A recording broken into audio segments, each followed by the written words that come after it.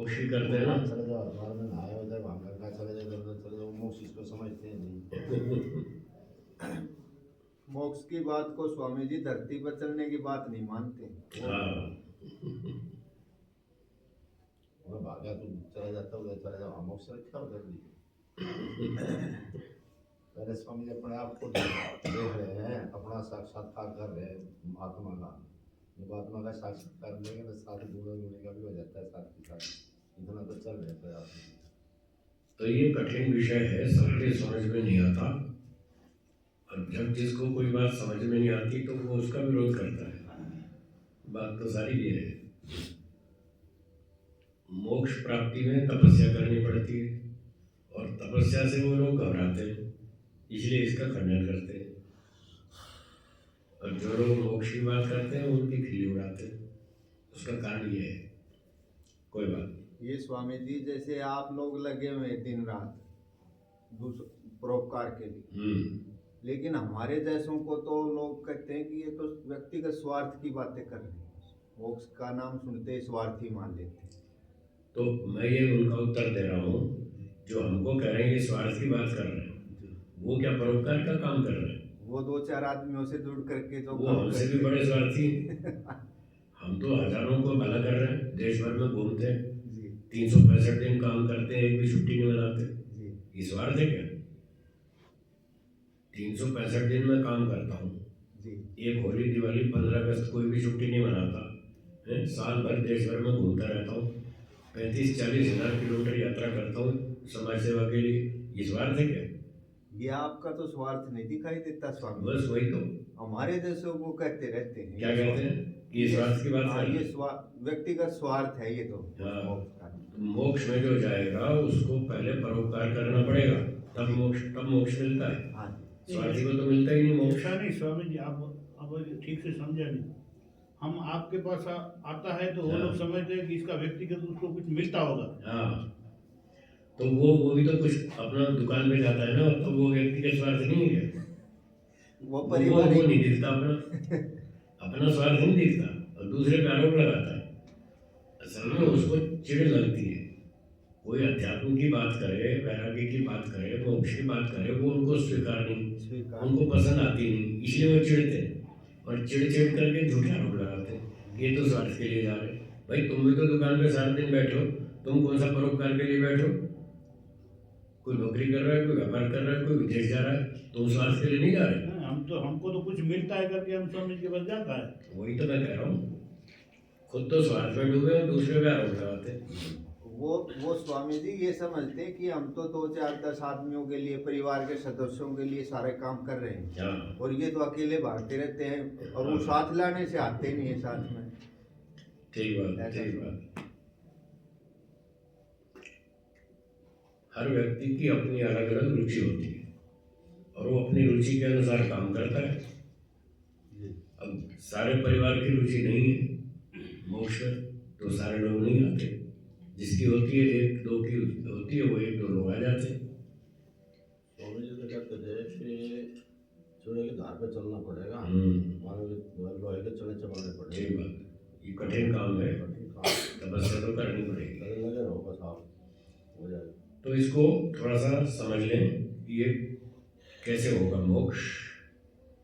मनुष्य का ये मनोविज्ञान है कि जहाँ उसे सुख दिखता है वो उसे प्राप्त करना चाहता है और जहाँ दुख दिखता है उससे वो दूर भागता है। ये मनोविज्ञान है। अभी यहाँ मिठाई की प्लेटें रख दें तो सब खाने को आ जाएंगे और 5-7 यहाँ काला कोबरा छोड़ दें तो सब भाग लेंगे। तो संसार में लोगों को सुख दिखता है और दुख दिखता नहीं, इसलिए वो यहाँ पड़े रहना चाहते हैं कि संसार चलता रहे, कोई ठीक है। उनको दुख समझ में नहीं आ रहा। यही तो अविद्या है जो हम सुबह पढ़ रहे थे।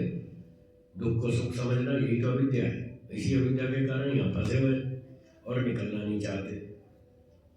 जब उनको ये समझ में आएगा कि संसार में दुख अधिक है, सुख कम है और मोक्ष में पूरा सुख है 100%, जब ये समझ में आएगा तब वो मोक्ष की तरफ आगे चलेंगे।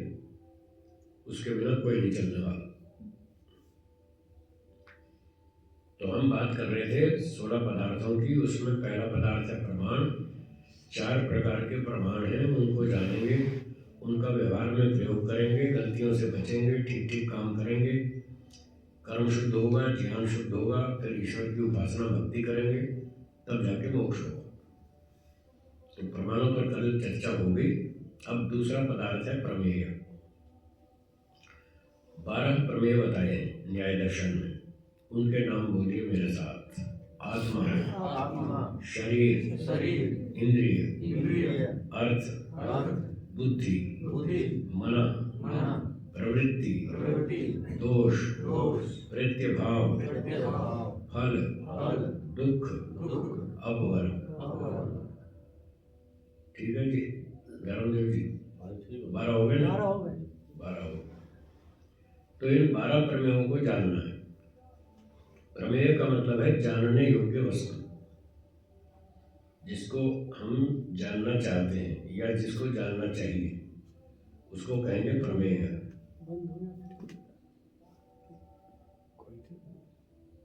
चल रहा है? बंद हो गया?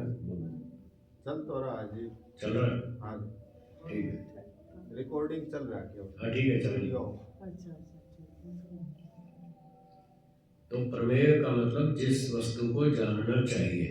अब जानने योग्य तो संसार में लाखों करोड़ों वस्तु हैं, सब वस्तुओं को तो जान नहीं सकते, और सबको जानने की आवश्यकता भी नहीं है। मोक्ष प्राप्ति के लिए जितने वस्तुओं को जानना आवश्यक है वो है 12। हजारों लाखों चीजों में से 12 चीजें छांट के रख दी महर्षि गौतम जी ने कि इन 12 चीजों को जान लो अच्छी तरह, तत्व ज्ञान पूर्वक जान लो, ठीक ठीक, फिर आपका मोक्ष होगा, इसके बिना नहीं होगा। तो इन 12 प्रमेयों में पहला है आत्मा। तो आज बहुत से लोग तो नास्तिक हो रहे हैं, आत्मा को ही नहीं मानते, ईश्वर को भी नहीं मानते, आत्मा को भी नहीं मानते। अधिकतर ये साइंस वाले लोग और कम्युनिस्ट वाले लोग, ये ना तो ईश्वर को मानते ना आत्मा को। अब ये सारे भटके हुए लोग हैं नास्तिक और दुनिया को भटका रहे हैं। नास्तिक लोग हैं, खुद भटके हुए हैं, दूसरों को भटका रहे हैं। तो वेदों के अनुसार ऋषियों ने बताया कि एक पहली वस्तु है आत्मा, उसको जानो, आत्मा को जानो, ईश्वर को जानो, ये चेतन तत्व है, इनको भी जानना जरूरी है।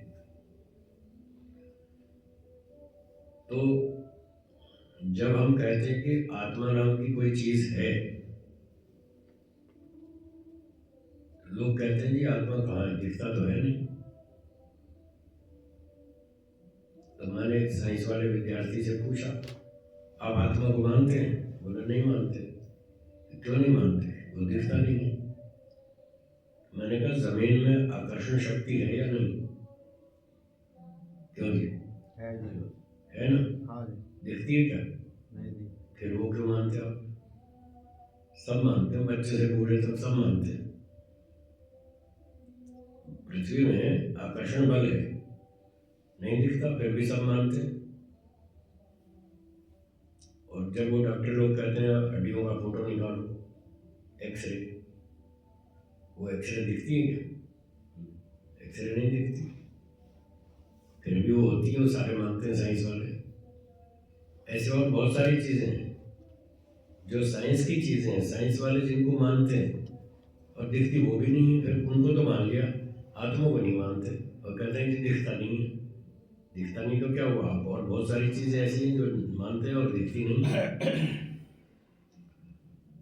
फिजिक्स की भाषा में एक अल्फा रेज होती है, एक अल्फा रेज किरणें होती हैं, एक बीटा किरणें होती हैं, एक गामा रेज होती हैं, एक एक्स रेज होती हैं, बहुत सारी ऐसी चीज़ें साइंस में पढ़ाते हैं ये लोग, और एक भी नहीं दिखती। तो ये कोई तर्क नहीं है कि दिखता नहीं है, इसलिए हम नहीं मानेंगे।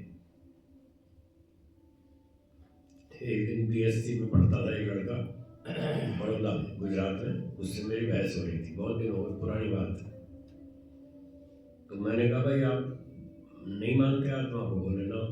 ईश्वर को? ना। आँख से दिखाओ तब मानेंगे, बिना देखे तो नहीं मानेंगे। तो बहुत देर तक हमारी बात होती रही। लास्ट में मैंने उससे पूछा, अच्छा एक सवाल का जवाब बताओ, आपके सर में दिमाग है क्या नहीं? बोलिए आपके सर में दिमाग है या नहीं? देखा कभी? फिर अब क्यों मान लिया? अब क्यों मान लिया बिना देखे कि मेरे सर में दिमाग है? किसी ने भी नहीं देखा और फिर भी सब मानते हैं हाँ मेरे सर में दिमाग है। तो फिर वो चुप हो गया। तो हमारे शास्त्रों में 4 प्रमाण बताए। जरूरी नहीं कि हर चीज आंख से दिखेगी। कुछ चीजें आंख से देख सकते हैं हम, और कुछ ऐसी होती हैं जो नहीं देख सकते। जो चीजें आंख से नहीं दिखती तो वो बुद्धि से देखो। बुद्धि से भी बहुत सारी चीजें दिखती हैं, मन से दिखती हैं, बुद्धि से दिखती हैं, और कई तरीके हैं देखने के, जानने के। हवा भी नहीं दिखती है, हवा भी नहीं दिखती है, हाँ, भूख नहीं दिखती, प्यास नहीं दिखती, सुख दुख मान अपमान कहाँ दिखता है? कुछ नहीं दिखता। फिर भी ये सारी चीजें होती हैं। तो आत्मा भी आंख से ना दिखे तो कोई बात नहीं, उसको और तरीके से समझ लेंगे। तो जैसे ही 4 प्रमाणों में बताया था, इंद्रियों से जो वस्तु सीधी सीधी जानी जाती है वो तो है प्रत्यक्ष प्रमाण, और जो इंद्रियों से सीधी सीधी नहीं जानी जाती तो फिर अनुमान प्रमाण लगाओ, अनुमान से जानी जाएगी।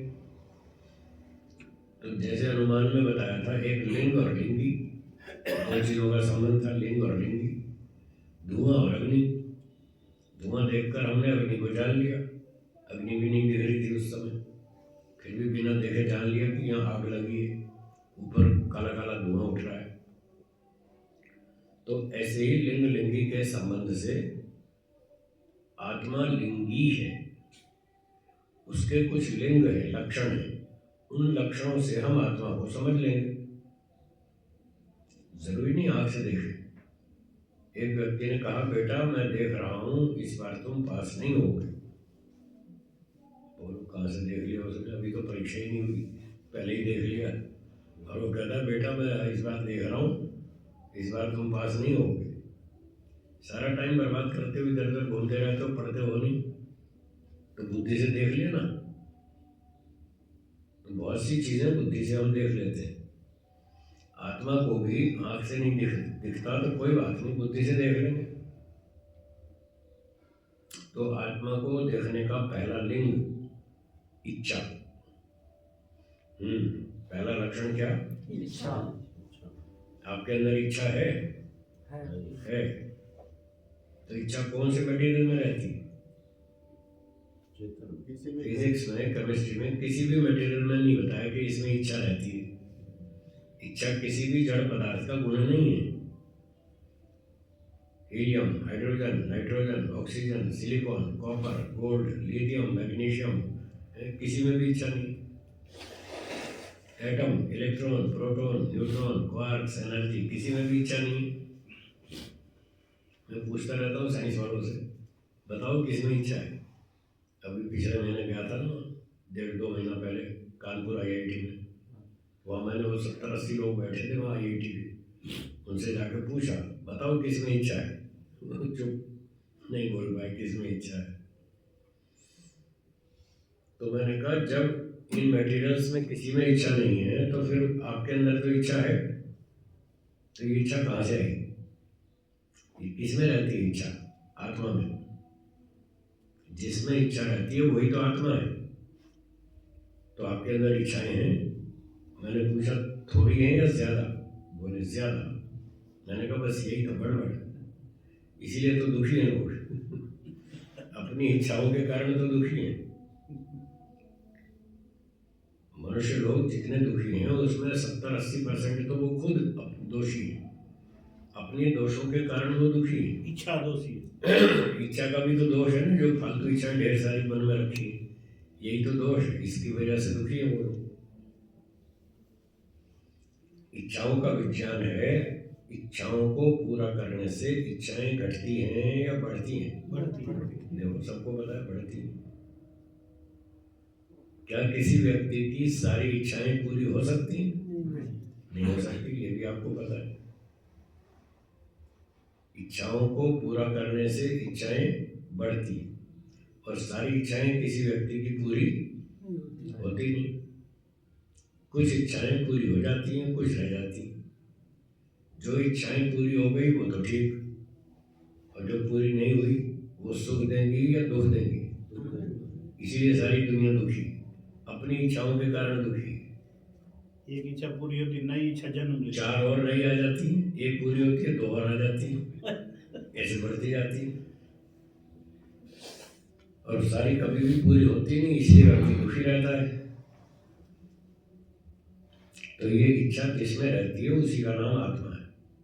तो अब तो पता चल रहा है ना कि हमारे अंदर इच्छा है, ये तो पता चल रहा है हमारे अंदर इच्छाएं हैं। बस जिसमें इच्छाएं रहती हैं उसी का नाम आत्मा है। किसी मटेरियल में तो इच्छा है नहीं, ये तो सारे जड़ पदार्थ हैं। तो ये है आत्मा की पहचान, इस आत्मा को जानो। संसार में सैकड़ों समस्याएं हैं, उनका मूल कारण आत्मा है, और आत्मा को ये लोग जानते नहीं, इसलिए समस्याओं का समाधान नहीं ढूंढ सकते। तो ऋषि लोग कहते हैं पहले आत्मा को जानो। आत्मा के कारण सैकड़ों समस्याएं पैदा होती हैं। ये लोभ, क्रोध, ईर्ष्या, जलन, अभिमान, ये सारी समस्याएं आत्मा की वजह से। जड़ पदार्थों में तो क्रोध नहीं, न लोभ है, न ईर्ष्या है, न जलन है, न अभिमान है। जड़ पदार्थों में ऐसा कुछ भी नहीं, ये सब आत्मा के लक्षण है।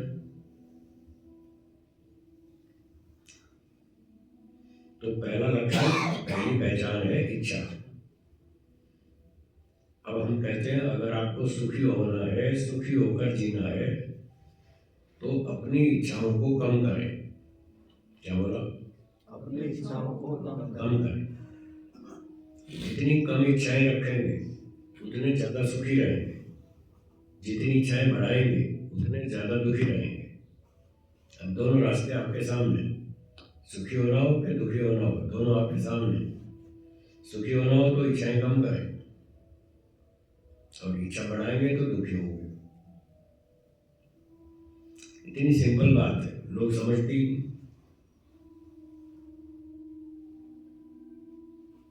कुछ इच्छाएं आप अपनी शक्ति से स्वयं पूरी कर लेंगे, उसमें दूसरे को कोई पूछना नहीं, कोई सहायता नहीं चाहिए दूसरे की, कुछ लेना नहीं देना नहीं, आप खुद अपनी इच्छाएं पूरी कर सकते हैं। जितनी इच्छाएं आप स्वयं पूरी कर सकते हैं वो तो स्वयं पूरी कर लीजिए, वो तो पूरी हो ही जाएंगी। आपके पास इतनी विद्या है, बुद्धि है, बल है। जैसे आप अपना रोज का अपना पर्सनल काम करते हैं, अपना फ़ोन चार्ज करते हैं, कपड़े रखते हैं, नहाना धोना, दातुन मंजन, ब्रश और जो जो पर्सनल काम है वो आप खुद कर लेते हैं, तो आपके ठीक ठाक हो जाते हैं पूरे। तो एक विभाग इच्छाओं का ऐसा है जो हम अपनी शक्ति से स्वयं पूरा कर सकते हैं, वो तो हम कर लेंगे, वो इच्छाएं मन में रखिए। दूसरे प्रकार की इच्छाएं ऐसी हैं जो हम कितना भी जोर लगा लें वो हम पूरी नहीं कर पाएंगे, हमारी क्षमता से बाहर है। अब ये पटेल साहब को पूछो, आप 5 करोड़ की कार खरीद लेंगे? नहीं खरीद पाएंगे ना। और आप इच्छा कर लें, या आपका बेटा इच्छा कर ले कि मुझे 5 करोड़ की कार खरीदनी है, तो दुखी रहेगा। जेब में पैसे तो है नहीं इतने, और वो चाहता है मैं 5 करोड़ की कार खरीदूँ, 10 करोड़ का बंगला बनाऊँ, तो दुखी रहेगा। तो ऐसी इच्छाओं को छोड़ दीजिए, डिलीट। जो इच्छाएं आप पूरी नहीं कर सकते, कोई दूसरा सहयोग दे तब भी पूरी नहीं होगी, ऐसी इच्छाओं को छोड़ दो बिल्कुल। वो इच्छाएं यदि आप छोड़ देंगे तो सुखी हो जाएंगे। अगर वो इच्छाएं मन में बनी रही तो आप उन इच्छाओं के कारण दुखी होते रहेंगे, पूरी तो होनी नहीं। तो ऐसी इच्छाओं को बिल्कुल छोड़ दें। तीसरे प्रकार की इच्छाएं वो ऐसी हैं जो आप अकेले तो पूरी नहीं कर सकते, दूसरे व्यक्ति का सहयोग मिल जाए ठीक समय पर तब वो पूरी हो सकती है, आपके अकेले से नहीं हो सकती। आपके वो करना नहीं आता काम, या तो आपके पास टाइम नहीं है, या वो आप काम करना जानते नहीं, तो दूसरे का सहयोग मिल जाए तो वो काम हो जाएगा। ऐसे तीसरे प्रकार की ये इच्छाएं हैं। जैसे मान लो आपको सुबह 9 बजे ट्रेन पकड़नी है रोहतक से, और 9 बजे ट्रेन पकड़ने के लिए 8:30 तक स्टेशन पहुंचना, 8:30 पहुंचने के लिए 8 बजे घर से निकलना होगा, 8 बजे घर से निकलने के लिए 7:30 बजे नाश्ता करना होगा, और 2 पराठे यात्रा के लिए भी चाहिए साथ में। तो आपने देखा भाई 7:30 बजे मुझे गर्म नाश्ता मिल जाए और 2-3 पराठे पैक कर दो, तो फिर मेरी ये इच्छा पूरी हो सकती है कि मैं सुबह गर्म नाश्ता करके जाऊँ, साथ में 2-3 पराठे यात्रा में भी ले जाऊँ। अब आपको पराठे बनाने आते नहीं, तो आपको किसकी सहायता लेनी पड़ेगी? पत्नी की। अब उसके सहयोग पे आधारित है। अगर वो 7:30 बजे सुबह गर्म पराठे बना दे तब तो आपकी इच्छा पूरी हो सकती है, और नहीं बनाएगी तो नहीं होगी। ये इच्छाएं इस तरह की है, दूसरे का सहयोग चाहिए। तो आपने पत्नी से कहा रात को, भाई कल सुबह मुझे 7:30 बजे 6 पराठे बना देना, 2-3 खा लूंगा, 2-3 साथ ले जाऊंगा। पत्नी ने कहा ठीक है, बना दूंगी। अब ये जो इच्छा दूसरे व्यक्ति के सहयोग से पूरी होगी, क्या इस इच्छा की गारंटी है कि 100% पूरी हो ही जाएगी, या कोई बीच में बाधा भी आ सकती है? आ सकती है। लाइट चली जाए, मोटर बंद हो गई, मोटर खराब हो गई, पानी नहीं मिला, बिजली नहीं आई, गैस खत्म हो गई, पत्नी बीमार हो गई, पता नहीं क्या कुछ भी बाधा आ सकती है। तो ऐसी इच्छाओं को जो आप अकेले पूरी नहीं कर सकते, और उनके बारे में बहुत सी संभावनाएं हैं कि वो पूरी हो भी सकती हैं, नहीं भी हो सकती, बीच में कोई अनेक बाधाएं भी आ सकती हैं। ऐसी इच्छाओं के बारे में हमें ये सोचना चाहिए कि सुबह 7:30 बजे गर्म नाश्ता मिल भी सकता है और नहीं भी मिल सकता, कोई बाधा भी आ सकती है, उसको दिमाग में रखें और दोनों संभावना अपने मन में रखें कि ये इच्छा पूरी हो भी सकती है और नहीं भी हो सकती, दोनों बातें। तो दोनों बात दिमाग में रखें। पर लोग रखते हैं एक, बस वही गड़बड़ होती है। वो ये मान लेते हैं कि हाँ मुझे 7:30 बजे 6 पराठे गरम मिल ही जाएंगे, वो 100% मान लेते हैं मिल जाएंगे, और जब नहीं मिलते, कोई दिक्कत आ गई बीच में, फिर दुखी होते, फिर उनको गुस्सा आता है, फिर ऊटपटांग बोलने लगते हैं। क्या एक काम बताए, तुम्हें 7:30 बजे गर्म नाश्ता नहीं दे सकते क्या? तुम क्या घर की व्यवस्था करते हो? फिर खाम खा गुस्सा करेंगे, झगड़ा करेंगे। तो उस समय भी हमको गुस्सा नहीं करना, दुखी नहीं होना, उसका रास्ता पहले से तैयार रखें। 2 संभावनाएं हैं, इच्छा पूरी हो भी सकती है, नहीं भी हो सकती, तो दोनों बात मन में रखें। यदि इच्छा पूरी हो गई, कोई बाधा बीच में नहीं आई, और 7:30 बजे 6 पराठे गरम मिल गए, तब तो ठीक है। और यदि पूरी नहीं हुई इच्छा और बीच में कोई गड़बड़ हो गई, कोई बाधा आ गई, तब अपने मन में 3 शब्द बोलेंगे, कोई बात नहीं। बोलिए, कोई बात नहीं। बस आपको गुस्सा नहीं आएगा, आप अपने मन को कंट्रोल कर सकते हैं, बुद्धि को, दिमाग को कंट्रोल कर सकते हैं। भाई सारी चीजें तो हमारे हाथ में नहीं है ना, तो जो चीज हमारे हाथ में नहीं है उसकी कोई गारंटी नहीं, सहयोग मिल भी सकता है, नहीं भी मिल सकता।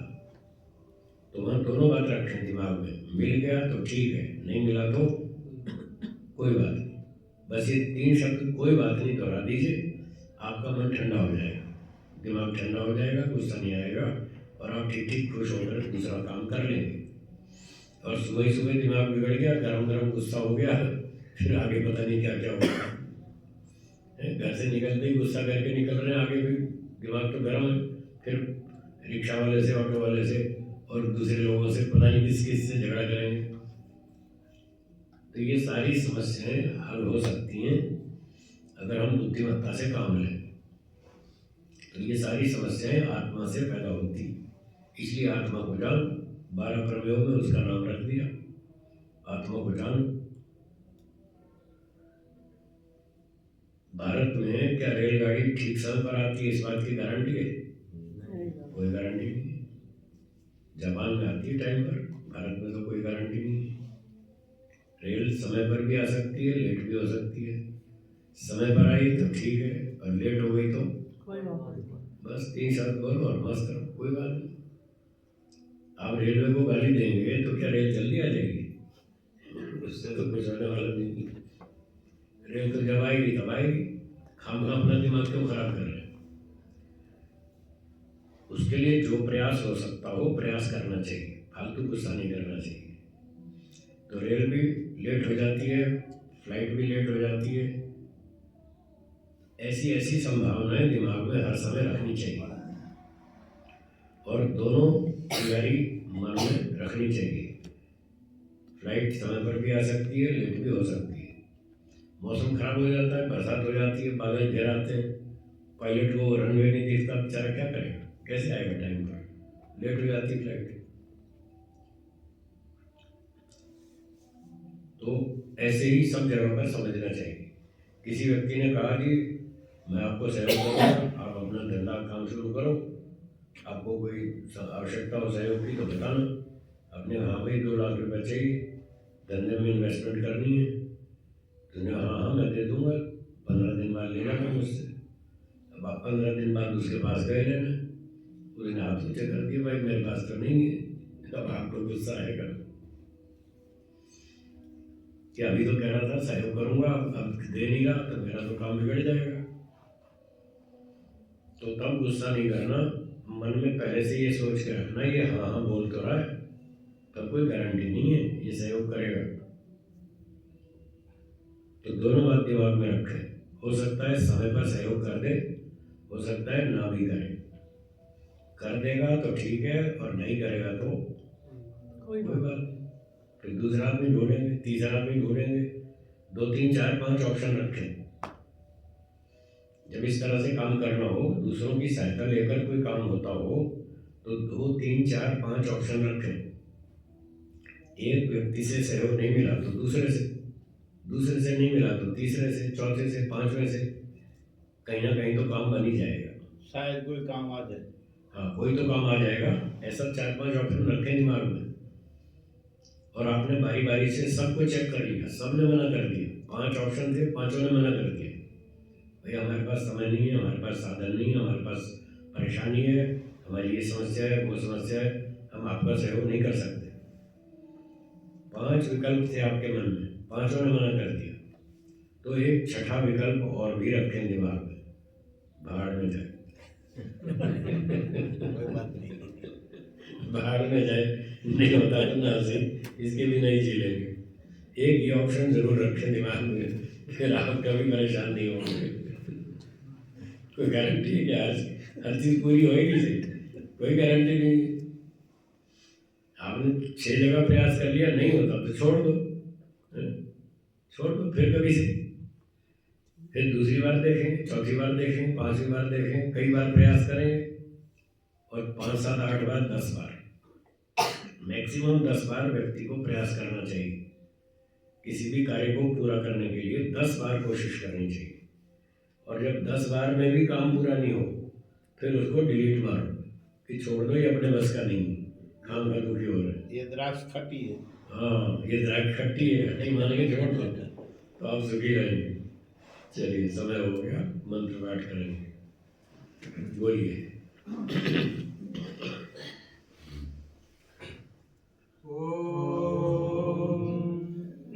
जाग्रतो दूरमुदैति दैवं तदुसुप्तस्य तथैवैति दूरङ्गमं ज्योतिषां ज्योतिरेकं तन्मे मनः शिवसङ्कल्पमस्तु।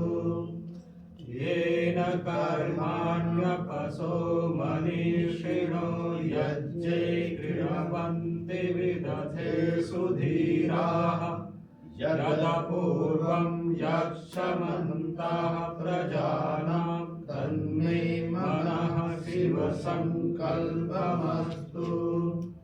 यस्मज्जानमुत चेतो धृतिश्च यज्ज्योतिरन्तरमृतं प्रजासु यस्मान्नलिते किञ्चन कर्म क्रियते तन्मे मनः शिव संकल्पमस्तु येनेदं भूतं भुवनं भविष्यत् परिगृहीतमृतेन सर्वम् येन यज्ञस्तायते सप्तहोता तन्मे मनः शिव संकल्पमस्तु यस्मिन् द्विजः सामयजुषि यस्मिन् प्रतिष्ठिता रत्ना भाविवाराः यस्मिंश्चित्तं सर्वमोतं प्रजानां तन्मे मनः शिव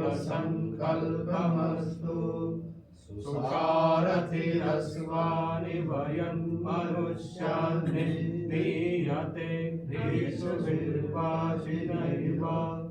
हृत्प्रतिष्ठं यदधिरं जविष्ठं तन्मे मनः शिव संकल्पमस्तु ॐ शान्ति शान्ति शान्तिः सर्वेभ्यो नमः